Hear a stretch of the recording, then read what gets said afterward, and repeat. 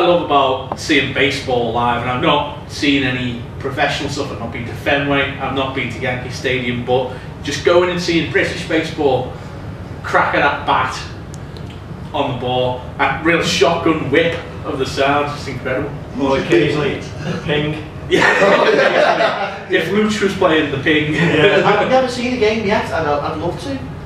Locally, we had two teams up until recently. I know sadly Halton Jaguars haven't been able to field a team this year. That's disappointing. But we got the Liverpool Trojans.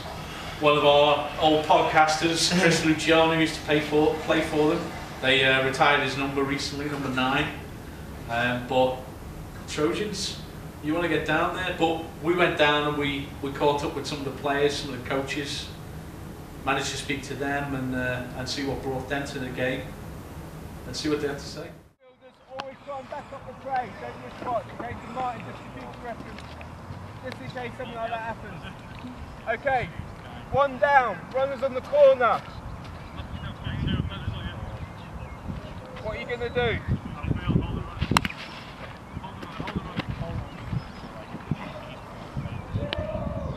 I joined in 2008, so that's, you know, coming up to, what's that, 7 years? 7 years with the Trojans. I'd previously played in Milton Keynes, which is where I learnt the game, and I started playing in 91. So apart from a short break around about the millennium, I've been playing since 91. The Trojans are the longest running club in British baseball.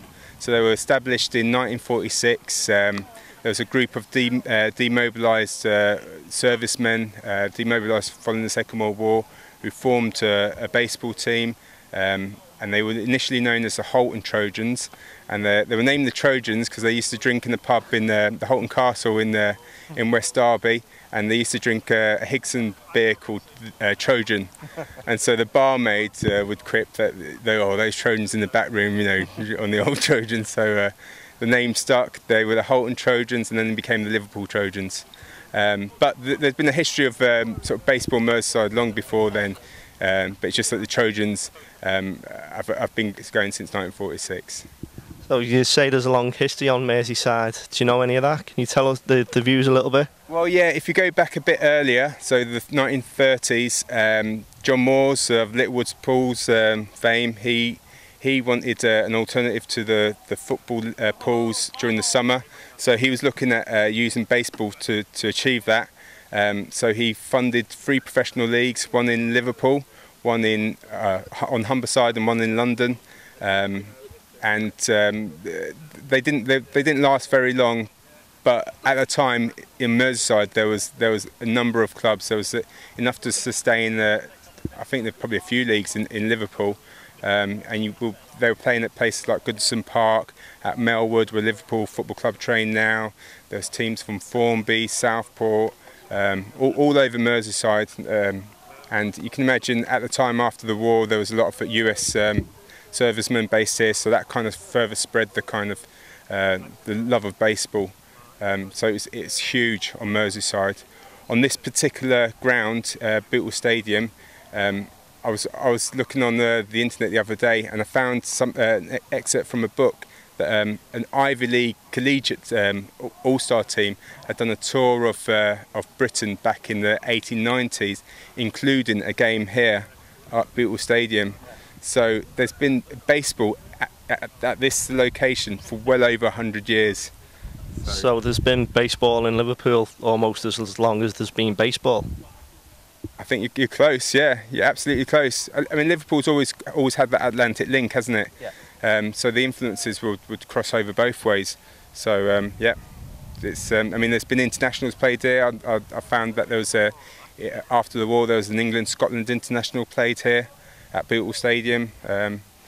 But the Trojans have played in a number of places across Merseyside. In terms of Trojan history, I can't really mention Trojan history without mentioning Norman Wells, yeah. And he was one of the original founding members back in 1946. And his son and his grandson played for the club. In fact, his grandson still plays for the club, and he still attends home games at the age of 92. So I just forgot to mention Norman Wells there, he's an Olympic torch bearer. Yeah. And he's won the Merseyside Sports Awards as well for lifetime achievement, so I should really mention him. But in terms of the ongoing future of baseball in this country, it has been, if you look at the last 30 years, it has been on the decline, but there's been like peaks and troughs as well. And I feel in the last 10 years it's actually started to grow again. So for instance, looking at our club, we were a one-team club for a long time. Last season we expanded to have a second team, and I think this year we're solidifying that at the club. We'll get new players. We've got new players in this week. We get inquiries all the time, so I feel quite positive about the Trojans, and I see other clubs being very proactive in their communities across the country. So I think it will grow again. Yeah, well, we're playing in the British Baseball Federation's AA division, which is the lower ranked division. We only started last year, and in our first year we went 50-50 with our wins and losses, which wasn't bad. Most teams' maiden seasons, they go pretty negative on the wins to losses. Like this year now we're aiming to go to the championships at the end of the year by all hopes. If we don't get there, we don't get there, but we are trying our best. That's what it's all about. We've got a lot of rookies in this team. How did it go for the Trojans too in your first season last year? First season was a good start. I think we ended up coming away about 0.5, which is the same amount of wins as losses. So it was a good start for us. Obviously, none of us had ever played baseball before. We come into the game as a bunch of lads who just had a keen interest in the sport and a keen interest in watching it, obviously. From there we've developed as we're now really good mates as well. From that we've started off this season really well. Again, we're already 0.5, but from there we can only get stronger, whereas last year we started off with quite a bit of a losing streak, to be fair, but then we built on that. That's great. As you say, you hadn't played the game before you got involved with the Trojans, so how did that come about? What brought you to the Trojans? Well, me personally and a couple of the other lads who play, we play softball for Sefton Softball League. It was through them that one of the coaches from the first team, Rob Alger, he got us involved and got us down to training, and from there I think that was where it started. We were getting enough people coming to training, and then we got involved and the second team was created last year. So what was the step up like from softball to the full game, baseball? It's a big step. Obviously softball you've got an underarm pitch, so it's coming down at a slower rate. Baseball you've got people over here throwing 60-70 mile an hour fastballs. It's totally different, but as I say, last year was a bit of a learning curve, whereas this year we're all a lot stronger, getting better contact on the ball, whereas last year there was a lot of strikeouts, to say it kindly, but this year it's definitely a positive improvement. Oh, you've developed a bit more plate discipline this time round? Yeah, exactly, yeah. Obviously I'm not going to throw the tactics away, otherwise I think the coaches do me in, but yeah, obviously we've got things that we put in place and to make sure that we're all getting consistent at bats and making sure we're getting the job done. What do you think the Trojans' chances are for this coming season? I'd like to think they're quite good. I mean, we seem to bat quite well. Look, we can cut down on errors in the outfield. I reckon we should have a decent chance. You say you bat well. Would you say you're a power hitting team, or do you just grind out those runs? I'd say we grind them out, really. We've got a lot of contact hitters, so we get it through into the kind of outfield, get as far around as we can. Paul, I suppose you are what the Trojans can class as a veteran around here? Yeah, a little bit, yeah. I've been playing for since I was about 18, so for the Trojans anyway. So it's been nearly 15-16 years now. So in that time you've seen some highs and lows. Can you just tell us a bit about the Trojans' recent successes? Yeah, last season wasn't so great, but a couple of seasons before we won the national championship, British national championships, 2 years running. We nearly had a third time we got beat in the final. But yeah, we've done it. It's been a while since we've been back to the finals and brought it home. But we had a good couple of years there. So you've had a lot of recent success. How do you think the team stands this year? It's not so bad. That's why we're a little bit thinner than usual. We've gone from having sort of 15-16 guys to sort of 9 or 10 this year. But with a bit of luck, we've got 9 or 10 good lads. So hopefully we'll do all right. Oh, you're happy with the starters? You're just a bit worried about the depth? Yeah, exactly. Yeah. We've got so any injuries and stuff like that, keeping everyone healthy, and just hoping no one gets injured. So you're in the North Division. So what are your rivalries in the North? It's pretty short because we're in the AAA, which is like the top division in the North. We're down to 3 teams this year, so we've got Hull and Cartmel from the Lake District. And both teams are really good. Cartmel have got great pitchers, and Hull have got a couple of lads, really good players, and a lad who used to play in the States with the minors. So he's always tough to play against. So you say that division's down to 3 teams. What's happened there? We've had for one reason or another. I think we get a lot of players that come over and go to university over here. So they're here for a couple of years and then leave, and unfortunately teams fold. And thankfully we've got like the second team with us, really starting to sort of build up. And the double A, I think the double A's got 8 teams in it now. So we're hoping with a bit of luck next year, some of them will be stepping up into our league and make the leagues a bit bigger. Oh, it's a player turnover's a problem at the AAA division, AAA level. Yeah, we've got there's a sort of core group of us. There's maybe 6, 7 of us that have been here as long as I have. But yeah, a lot of lads have gone away to uni, gone away, sort of moved away with work and stuff. So, and we've losing a few players. If anyone's interested in coming down to either watch or get involved, how would they go about that? We've got a website. I think it's just Liverpool Trojans baseball.co.uk, or you can search for us on Facebook. We've got a Facebook page. There's various club emails on there if you get in touch, and you can just come down over Wednesday, train with us, or come down and watch the game on a Sunday, get involved, and yeah, so go from there. That's great, and it costs you nothing to come and view it, does it? No. no bleachers here, unfortunately. No, bring your own chairs is the message. Yeah.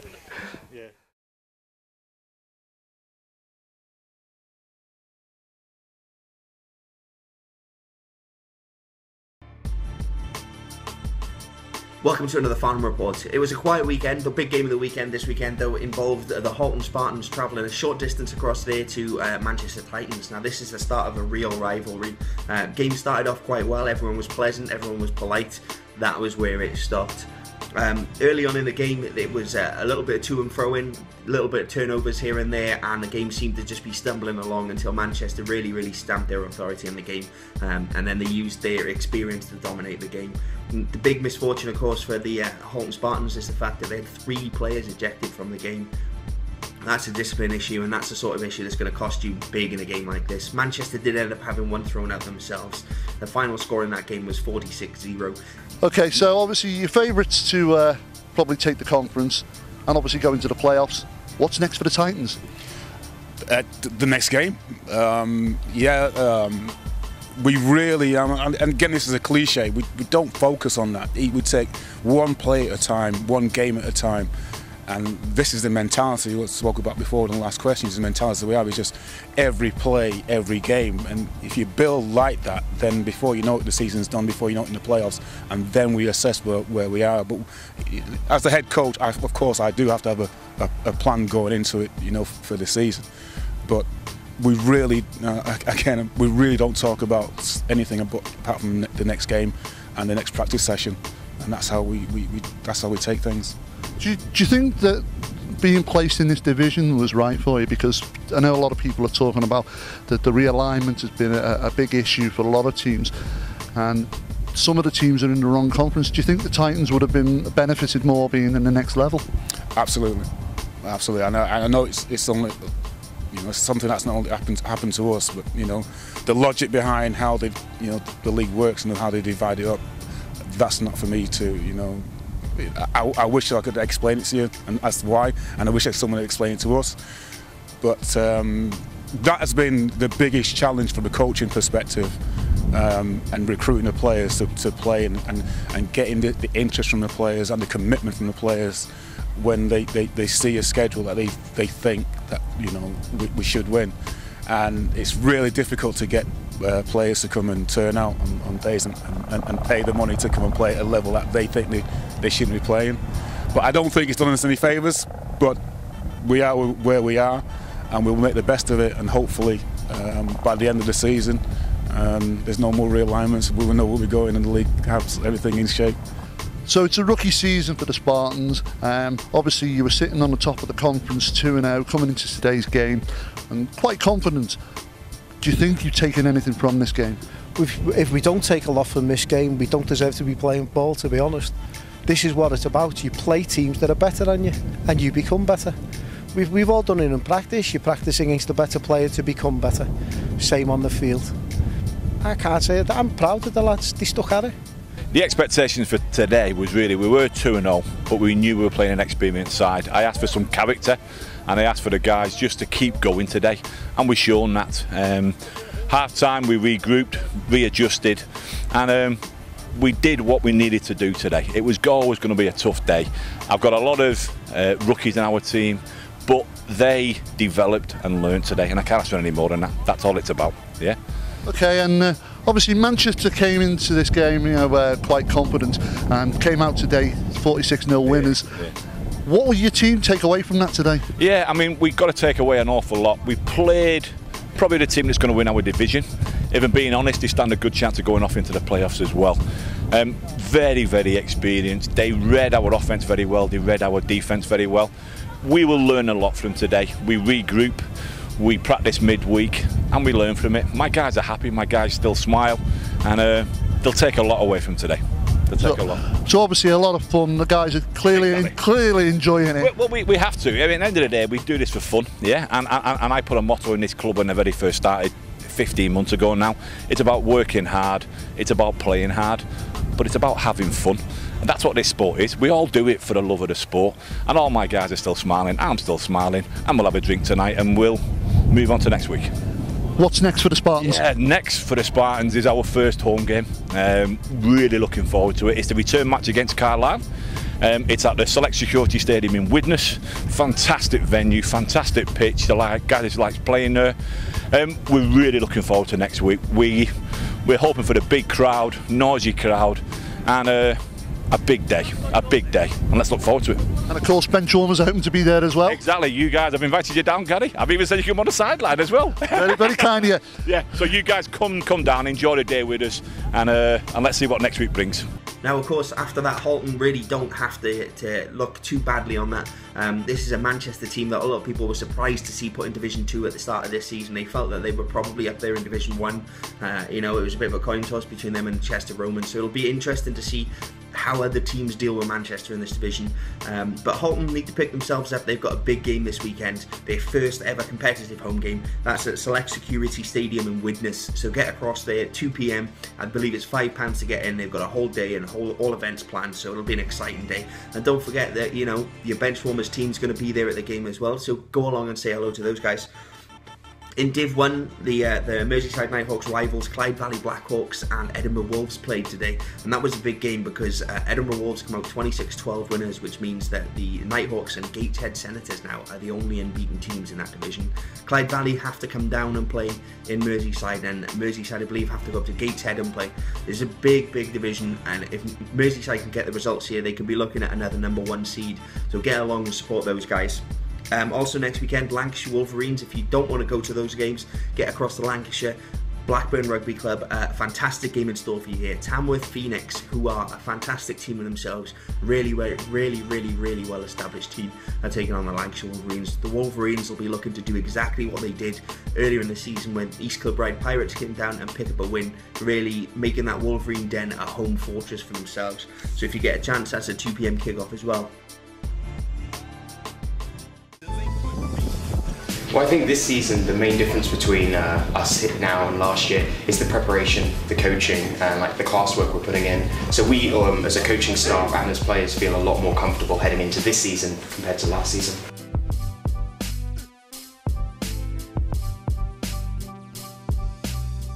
I think in the teams I've been in the past, you normally get that one die-hard coach and everyone's kind of tagging along for the ride. But here I could genuinely say that all the coaches want the best for the players, and all of us put the hard work in that's needed really to hopefully take us back to the championship.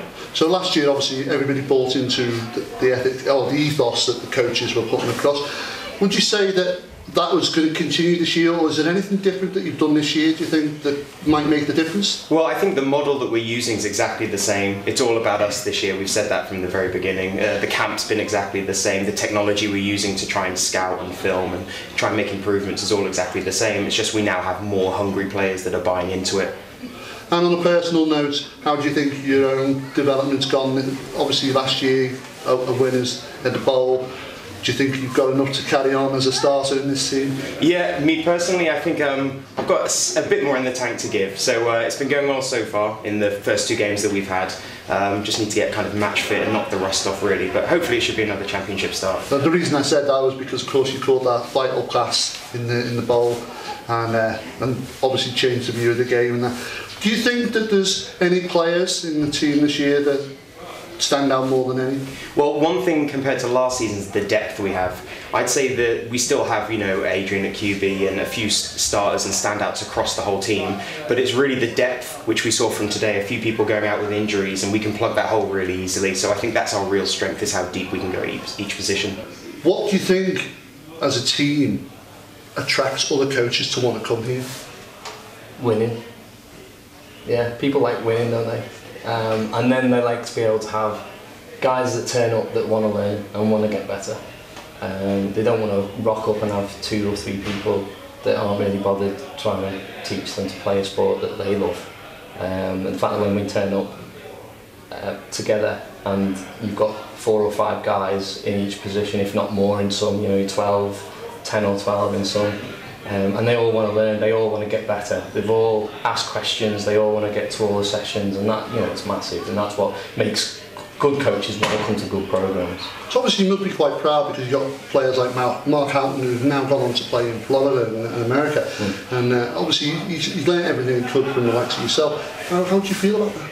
I'm made up. I love them all going off to be better. You know, wherever they can play that's better than us and better than we can give them, it's fantastic. And the fact that people have recognised in that kind of level the coaching that these people have had, or like Mark and, you know, Harry who's in Sweden, it's fantastic to see that people are picking up on that, and then they'll make them better, and they'll go away, they'll learn stuff, and they'll come back to us and they'll bring all the things that they learn back to our coaching group and make us better, to make our players better, and that's where we get to. Well, I was going to ask, as the head coach, and obviously everything falls on your shoulders, how do you improve you?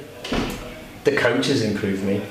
Yeah, they all make me better. You know, like, you know, we've got a few prickly ones. They're, you know, like to have an opinion, and it's great. They are constantly trying to make us better. They're coming up with new ideas. They're seeing things that are being done elsewhere and coming back and saying, should we try this? Should we do these things? You know, one of our philosophy is pride, and one of them's be innovative, and these guys go off and find these things and we try new stuff, and they all make us better.